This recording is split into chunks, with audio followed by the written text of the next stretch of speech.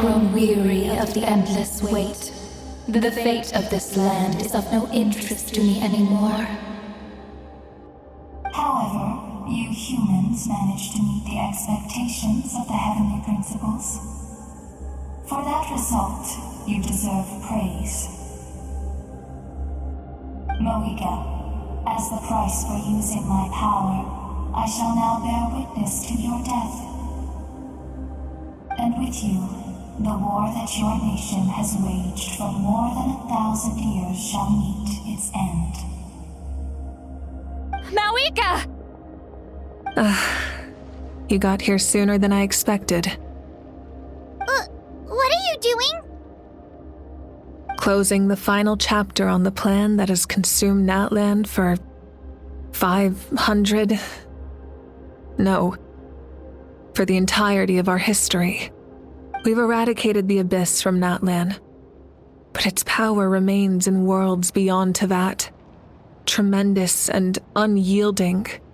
Only by completely restoring the Night Kingdom can we defend against its corrosion in the long run. But the architect of the Night Kingdom is near her end. She lacks the power for such a task. And worse still, if her life force is depleted, the rules of Natlan disappear along with her. We have no need for the Ode of Resurrection right now, but it remains Natlan's strongest defense should the Abyss return one day. So, you're planning to... Yes. My plan is to once again place my life within the sacred flame. 500 years ago, I gave my life for the chance to be reborn in this era. A chance to see all my plans to completion. And now, to sustain the Lord of the Night, I will give my life once more. I respect your decision, Mavuika. But this method requires an immense sacrifice. The flames of your life force are exceedingly strong. But a life sustained by fire is one destined to die out one day. What will you do then? I've thought about that. With the Abyss out of the picture for now, the Sacred Flame's power will be consumed at a much slower rate. My life force should be able to sustain it for another 200 or 300 years. Future Pyro-Archons will continue to seek new sources of fire. As long as Natlan's legacy endures, the Night Kingdom will survive, impervious to the Abyss. Once again, you place hope in the hands of the future. But the pilgrimage can replenish the power of the sacred flame. We can give it that meaning. Why shoulder this burden by yourself?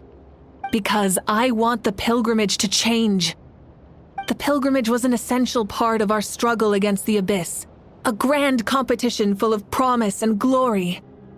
But it also chained our people to an inescapable destiny. Fear and anxiety have been our constant companions. We knew what the consequences would be if we laid down our arms. Morality left us with no other choice. And so, Natlan became the nation of war. This is where Xbalanque defeated the dragons and granted our people the liberation of their flesh. And now, in the same place, I have the chance to grant them the liberation of their spirit. There will be no war, only competition. One fueled by our dreams for the future, rather than a desperate struggle for survival. A new future deserves a new meaning. A chance to take a definitive step forward. Very noble indeed. But what does any of this have to do with you? You speak of duty, but not yourself. In my eyes, Mavuika, you are not inherently special. A child of Natlan among countless others. Yes, the situation is urgent, and the ley lines must be restored right away. But it is too heavy a burden for you to shoulder alone. That is where we differ, Lord of the Night. You see all humans as the same, but I understand what it means to be a leader. A leader is swift and decisive in the face of reality. Someone capable of making the right choice even when there are no good options on the table. Sacrificing the remainder of my life to help Natlan overcome this crisis. That is the right choice. After all, leadership is built on the trust of ordinary people. Without them, there is no archon. The people look to their leader to make the world a better place and stand up for them when it counts. For that reason, I must see my duty through to the very end. But what about you, Mavuika? You still haven't talked about what you want. Is it that unimportant to you? It's not important, Citlali. There is nothing more important than protecting the future we built together.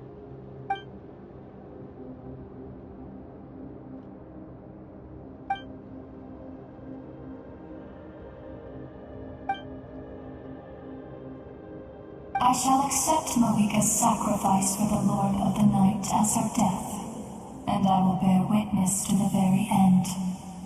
Thus concludes the deal I made with Citlali several thousand years ago.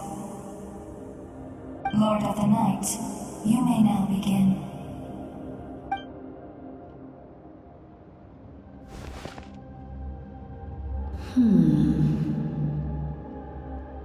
What are you waiting for? There is another who wishes to take part in the ceremony. And I cannot disregard their intentions. I must wait for them to arrive. Another? I was to bear witness to a death, and now the situation is increasingly tenuous. If the life of this second individual fails to meet my requirements, I fear I may lose my patience. Rest assured, his life will hold equal value. I am the helper of humanity, and I must always place their demands first, no matter who the human may be. Cumbersome. But there is nothing to be done. Such is the duty of an angel. Wait, this feeling. We made it.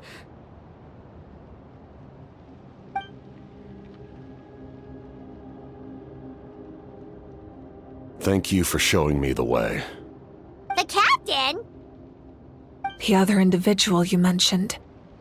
It was him? Indeed. Like you, he carries many lofty ideals. Mavuika, I understand how you feel. And if I were an ordinary mortal, I would have no reason to stop you. But like you, I've been waiting for this day for too long, and I can offer a better solution. You created this new future, and you deserve to guide its direction. Your life should not end here.